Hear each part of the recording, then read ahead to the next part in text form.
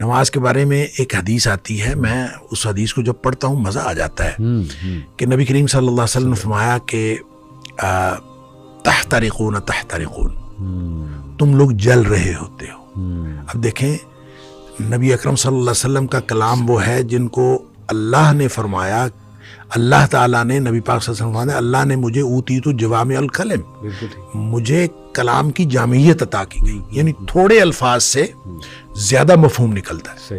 وہ اللہ کے نبی دہرا رہے ہیں تحترقون تحترقون، تم جل رہے ہو، تم جل رہے ہو، یہ ہے گویا گناہوں کی بھٹی میں جل رہے ہو۔ حتی اذا صلیتم الفجر، یہاں تک کہ تم فجر کی نماز پڑھ لیتے ہو، غسلتھا، وہ اس کو دھو ڈالتی ہے، ثم تحترقون تحترقون، پھر تم نکلتے ہو تو پھر وہی دنیا ہے، وہی گناہ ہیں، وہی آنکھیں، وہی سماعتیں، کہاں کہاں تم پھر رہے ہو اور گناہ ہو رہے ہیں۔ شکر ہے آگے ظہر کی نماز کا وقت آ جاتا ہے، حتی اذا صلیتم الظہر غسلتھا، تم ظہر کی نماز پڑھتے ہو اس کو دھو ڈالتی ہے۔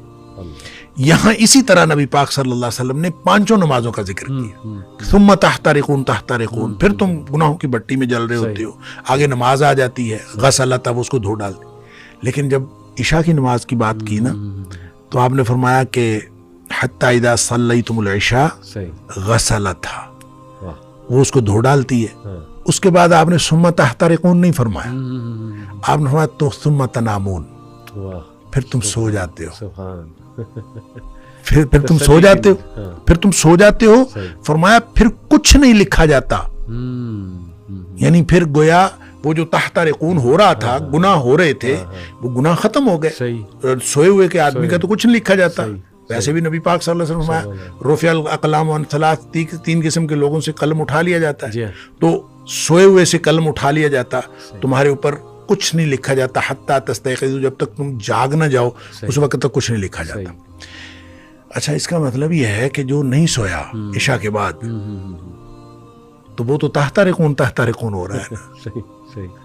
تو یہاں سے ایک مسئلہ نکلتا ہے کہ ہم جو عشاء کی نماز پڑھ کے جاگتے رہتے ہیں اور 11-12 بجے تک جاگتے رہتے ہیں تو ہم گناہوں کو سمیٹتے رہتے ہیں اور غسلتھا کیے بغیر سو جاتے ہیں۔ یہ اتنا بڑا رسک لیتے ہیں ہم، اس لیے نبی پاک صلی اللہ علیہ وسلم حضرت ابو ہریرہ رضی اللہ تعالیٰ عنہ کو فرمایا تھا کہ ابو ہریرہ سونے سے پہلے وتر پڑھنا نہ بھولنا۔ یہ جو وتر ہے یہ اصل میں رات کی نماز ہے، یہ عشاء کی نماز نہیں ہے، بالکل ایسی، یہ رات کی نماز ہے۔ تو جس شخص نے تو عشاء کے بعد فوراً سونا ہے وہ تو عشاء کے ساتھ پڑھ لے کہ اس نے سونا ہے اس کے بعد، تو جس نے نہیں سونا، رات 11-12 بجے تک جاگنا ہے، تو وہ پھر وتر نہ پڑھے تاکہ وہ اپنے سونے سے پہلے وتر پڑھے، وہ جو جتنا کچھ تحترقون ہوا ہو اس کو غسلتھا کر دے اور پھر آدمی سو جائے۔ کیا بات ہے، تو یہ پیوریفیکیشن کا نظام ہے، ایک تطہیر کا عمل ہے، اور یہ اللہ تعالیٰ نے سسٹم بنا دیا ہے، اور اسی سسٹم کے تحت ہے کہ بڑے گناہوں سے تم بچ جاؤ، چھوٹے اللہ تعالیٰ ویسے معاف کر دے۔ تفرغ لعبادتی، اپنے آپ کو تھوڑا فارغ کر لو میری عبادت کے لیے، اپنے 24 گھنٹوں میں سے نمازوں کے لیے 24 منٹ تو نکال لیا کرو، تھوڑا اپنے آپ کو فارغ کرو میری عبادت کے لیے۔ تو کیا کروں گا میں؟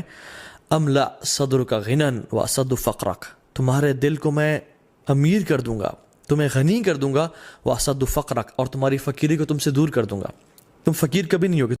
اللہ رب العالمین جل وعلا فرماتے ہیں واستعینوا بالصبر والصلاۃ، اللہ کی مدد حاصل کرو صبر سے اور نماز سے۔ وَإِنَّهَا لَكَبِيرَةٌ إِلَّا عَلَى الْخَاشِعِينَ، بے شک یہ بہت بڑی چیزیں ہیں، مشکل چیزیں ہیں، إِلَّا عَلَى الْخَاشِعِينَ، ایکسیپٹ ان لوگوں کے جن کے دلوں میں خشوع ہے، جو خشوع والے لوگ ہیں۔ اور خشوع والے کون ہیں؟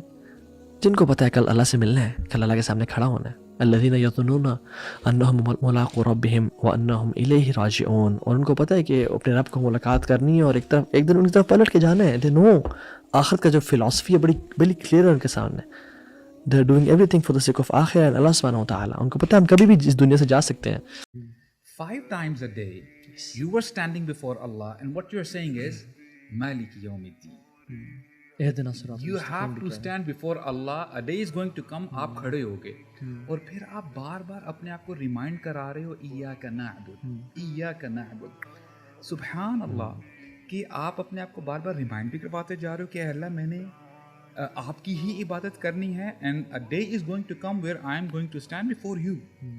تو اس لیے بندہ نا اپنے آپ کو موٹیویٹ کرے, اور سبحان اللہ یا اخی you know such a beautiful mechanism. Quran کی آیت بھی ہے وہ اذا فعلوا فاحشہ والی جو ہے, ایگزامپل اللہ تعالیٰ کن لوگوں کے بارے میں دے رہے ہیں, یعنی ایمان والے لوگوں کے بارے میں دے رہے ہیں کہ ان سے بھی کوئی عام گناہ بھی نہیں ہو جاتا. اور اسی لیے ولم یصروا علی ما فعلوا وهم یعلمون, یعنی اصرار نہیں کرتے, انسسٹ نہیں کرتے, بڑا گناہ ہونے پہ بھی گو بیک ٹو اللہ سبحانہ وتعالیٰ. اور غلب نے آواز کہتے ہیں, آئی تھنک اس میں ریپ اپ کرتے ہیں کہ کہتے ہیں کہ لا صغیرۃ مع الاصرار ولا کبیرۃ مع الاستغفار. صغیرہ گناہ صغیرہ نہیں رہتا اصرار کرنے سے, اللہ کی نظر میں بہت بڑا ہو جاتا ہے, لیکن استغفار کرنے سے پھر کبیرہ بھی کبیرہ نہیں رہتا, اللہ اس کو معاف کر دیتے ہیں. So it's all about عبادت اگر 5 وقت کی نماز ہی ہوتی تو اللہ کبھی بھی زندگی کو نافذ نہ فرماتا. اللہ نے زندگی کو نافذ فرمایا ہے تو عبادت کیا ہوئی, اس زندگی کو اللہ کے حکم کے مطابق گزارنا.